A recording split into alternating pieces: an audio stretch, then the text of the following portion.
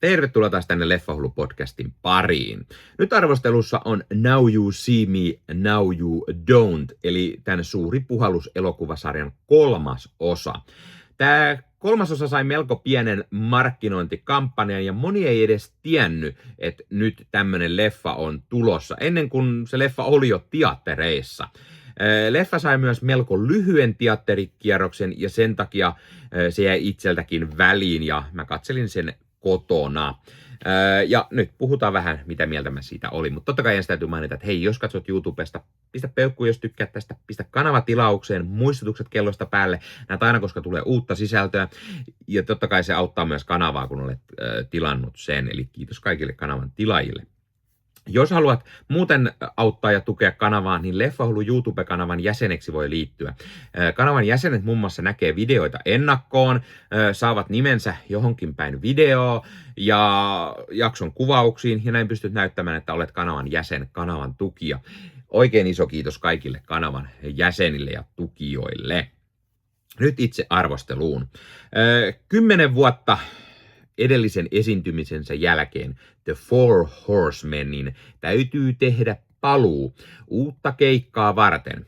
Heidän täytyy varastaa ökyrikkaan ja kyseenalaisia bisneksiä harjoittavan Veronica Vanderbergin kallisarvoinen sydäntimantti.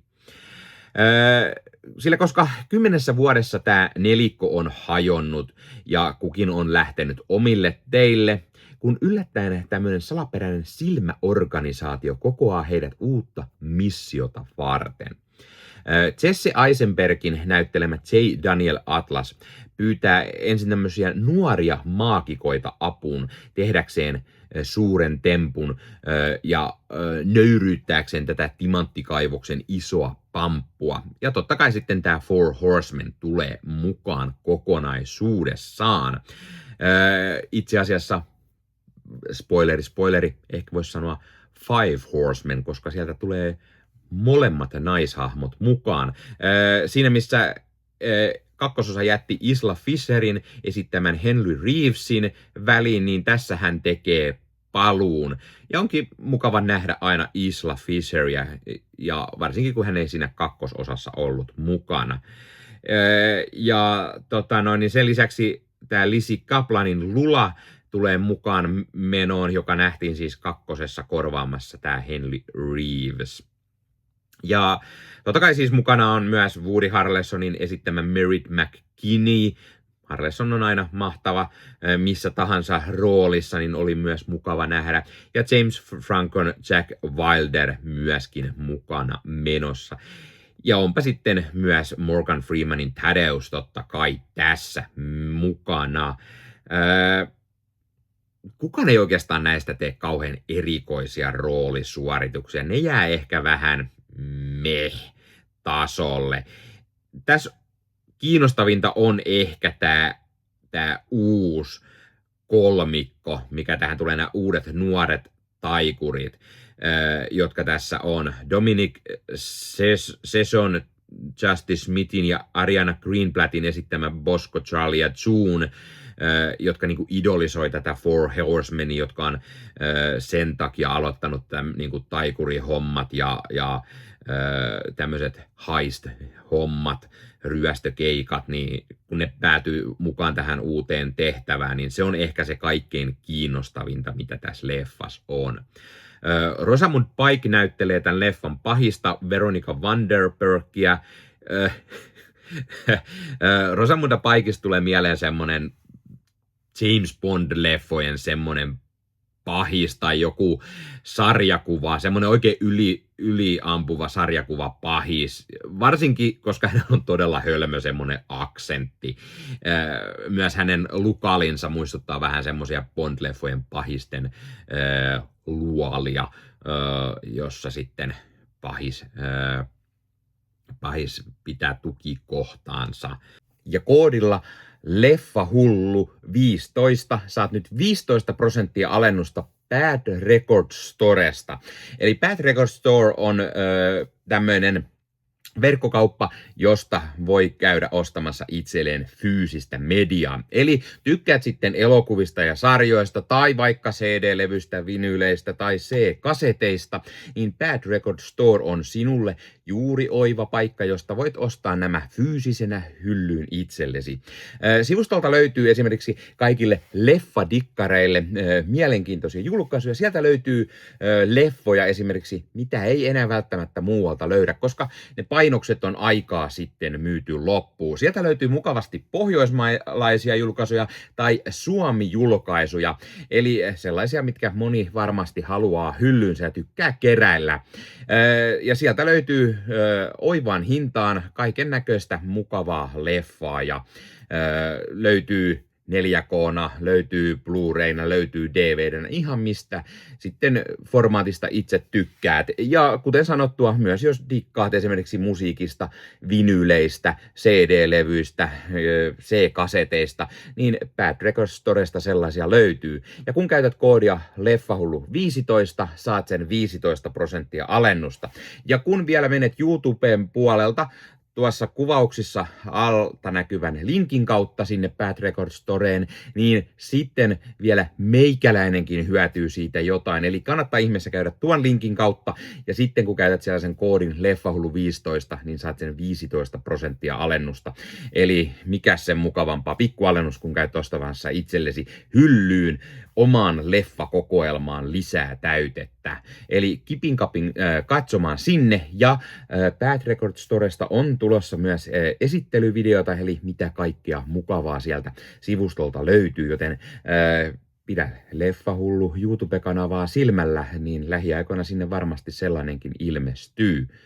Nyt takaisin arvostelun pariin. Mun mielestä leffa olisi voinut toimia paljon paremmin, jos se olisi keskittynyt tähän uuteen trioon. Tai ehkä se, että Eisenbergin tämä J. Daniel Atlas olisi ollut mukana ja nämä nuoret 3 olisi voinut muodostaa sen uuden Four Horsemanin.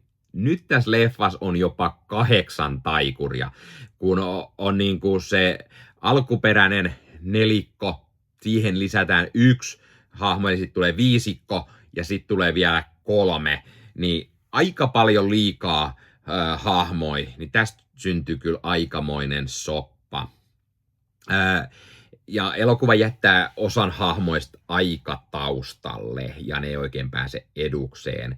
Tässä leffassa on ihania semmosia temppuja illuusioita, joissa vedotaan sitten ihmisten turhamaisuuteen ja ekoon, mutta suurin osa on aika meh-tasoa. Lopun twistit on hölmöjä, täysin turhia, eikä kiinnostanut itseään niin kuin ei sitten yhtään. Tämä elokuva sai myös selvästi pienimmän tuloksen lippuluukulle ja tienasi vain 241 miljoonaa, missä edelliset tienasi noin 330-350 miljoonaa.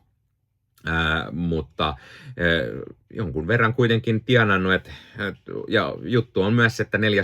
tulisi, että varmaan se on sitten ehkä tulossa, ei mua nyt hirveästi kiinnosta. Tämä on vähän laiska jatko-osa, minkä kiinnostavuus laskee leffan edetessä, ja jotenkin homma lässähtää niin, että lopun twisti ei tunnu yhtään missään, ja ei oikeastaan niin kuin kiinnostanut pätkääkään.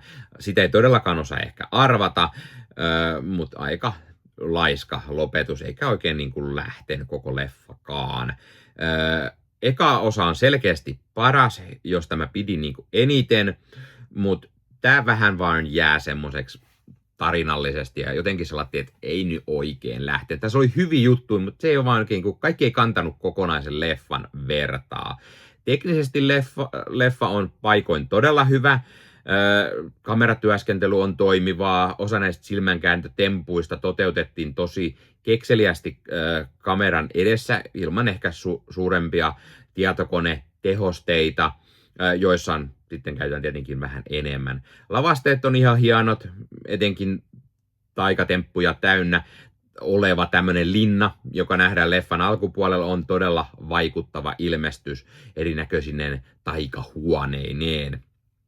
Puvustus on tyylikästä, efektit toimii hyvin, äänimaailma on ihan hyvin rakennettu ja Brian Tylerin säveltävät musiikit toimii ihan hyvin. jotenkin tämä leffa ei kuitenkaan niin kuin lähtenyt itselle ja mun täytyy sanoa, että tämä oli ehkä vähän tylsä ja turha jatko-osa. Varsinkin kun mä tykkäsin ekasta ja tokasta, ja niissä oli mun mielestä niin hienot temput ja tarinallisesti ehkä ihan hyvä. En nyt ehkä muista hirveän paljon tarinallisesti, mutta hienoja temppuja siinä ainakin oli, ja tämä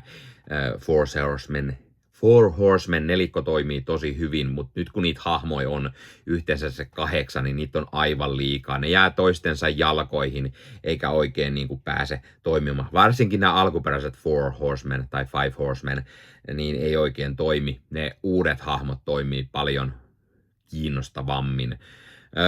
Arvosanaksi mä antaisin tälle ehkä sen 6,5/10, eli ei vaan oikein kunnolla lähtenyt itselle tää leffa. Laita kommentteja. Onko sä nähnyt tää leffa? Mitä mieltä sä oot tästä? Tykkäät? Et? Miksi et? Mikä on sun suosikki tästä elokuvasarjasta? Onko se eka, toka vai tää 3. osa? Mikä on sun suosikki taikuri-leffa? Laita kommentteja. Ja muista ottaa Leffahullu somekanavat haltuun ja ei muuta. Ensi kertaa. Moro!